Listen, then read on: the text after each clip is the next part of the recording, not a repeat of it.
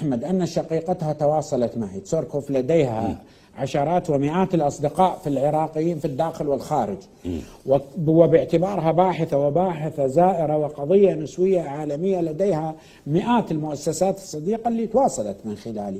من خلالك؟ من خلالي. كتبتها تغريدة. أنا ما خايف.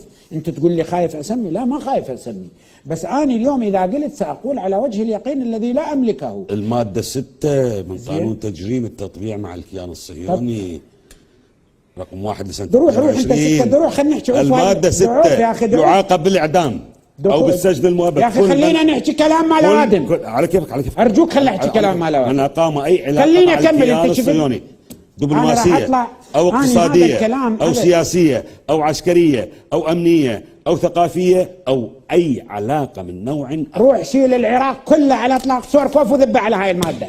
روح شيله هو وكتابه وحكومته ودولته ونظام الجمهوري. شيله على هاي المادة كلها. مو تجي على إبراهيم. عوف هاي الفهلوة. إبراهيم عوف الفهلوة. خلينا ما قصدك يا أخوي. عوف الفهلوة. ليش عصبي؟ لأنه هذا الكلام لا يسأل في مورد الذي أتكلم. ليش عصبي؟